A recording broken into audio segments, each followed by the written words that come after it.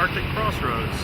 The search and rescue, or SAR as we call it, demonstration you'll witness today will include the H-60 Jayhawk and the Coast Guard Response Boat Small, or RBS. In this demonstration, our helicopter is actually going to be responding to a report of a man overboard who fell off a small fishing boat in Kotzebue Sound. The fishing boat captain contacted Coast Guard Operations Center at Forward Operating Location Kotzebue, and both an H-60 helicopter and RBS were launched from Kotzebue to effect the rescue. The helicopter is just maneuvering position. They're acquiring a search pattern right now, looking for the man overboard that was reported, and RBS is also on scene looking for the man overboard. If you'll direct your attention out to the water, you've seen somebody just gone into the water simulating a person that fell overboard off the fishing boat. We had our simulated survivor actually pop a day and night flare, which is a signaling device to signal the helicopter and aid in locating them in the water. All of our air crews typically carry these devices, and it's something that I would certainly recommend is for all boaters to have if they have the opportunity to purchase one. It helps us in finding you if we need to find you. One of the end of the device is a handheld red flare for signaling at night, and it's exceptionally visible to search and rescue crews on our night vision goggles, which our helicopter air crews typically fly with. The other end of the device, which is what was used today, is orange smoke, and it's for signaling in the daytime, and it also gives us an idea of what the wind directions are out of once we get on scene. And once the survivor was located in today's SAR scenario, the helicopter maneuvered close to the survivor and sent down a rescue swimmer. The rescue swimmer was deployed in what we call a harness deployment, as you see in the video, hopefully here shortly. This technique allows our rescue swimmer to detach from the hoist cable, swim to the survivor, and effect the rescue. In some cases, our swimmer actually jumps directly into the water from the door of the helicopter as it hovers near the survivor. When the swimmer reached the survivor, he actually took the opportunity to signal the helicopter and let him know what type of recovery equipment the rescue swimmer wanted to use to effect the recovery. The helicopter is equipped with a litter, or a stretcher as you probably better know it, a strap that can be used to strap around victims. It looks like a horse collar. It goes around their arms and underneath their armpits to pull them up. We call it a quick strap. And we also carry a rescue basket, which was used today during the SAR demo.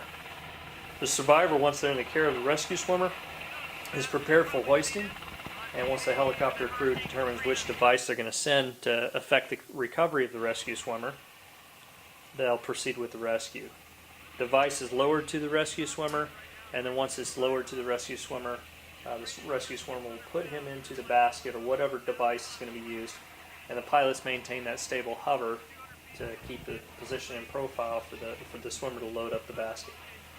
The basket is rated for 600 pounds and can generally hold one person, although as you probably saw on newsreels and everything during Hurricane Katrina, when Coast Guard helicopters saved more than 30,000 lives, multiple young children were actually lifted in these baskets along with their parents from rooftops and balconies after being trapped by the flooded New Orleans streets.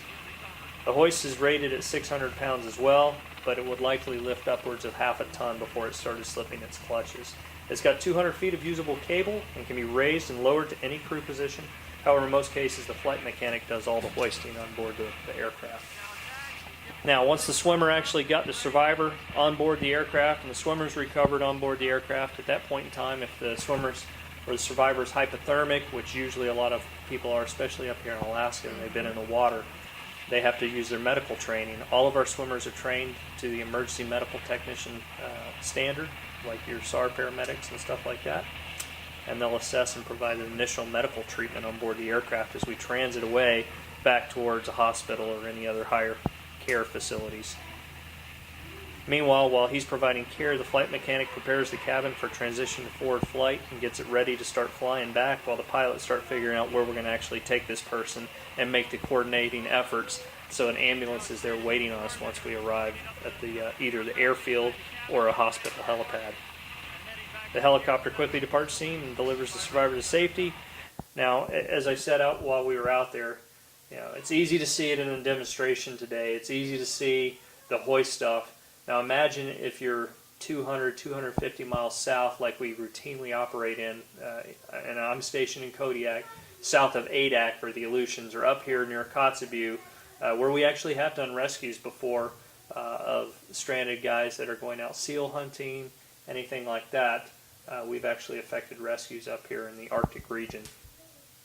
Like I said, imagine 200, 250 miles out to sea at night, high winds, hurricane force winds a lot of the times, sea states upwards of 20 to 40 foot in swells and seas at night, and you can imagine how difficult a lot of times that the rescues can be. Well, the Coast Guard, with its capable surface vessels that you got to see, the RBS out there today, and the helicopters, obviously are always ready day or night to respond to those types of demanding cases. The aircraft and RBS that you saw today actually returned back to Kotzebue, but later on they'll return back to their bases in both Valdez and Kodiak, where they stand a 24-hour alert 7 days a week, 365 days a year, and be ready to launch within 30 minutes of being called out if somebody's in distress. They'll do this regardless of weather and regardless of relative harm to themselves in any situation, so that other people can live. On an average day, the men and women of the Coast Guard assist 192 people in distress and save 10 lives, so 10 lives a day, while conducting rescues similar to the one that you just witnessed in the SAR demonstration. I'm proud, of course, to be part of this effort and to be here with you all today, and I appreciate your attention and hope you enjoyed the search and rescue demonstration. This is one of our response boats small, which also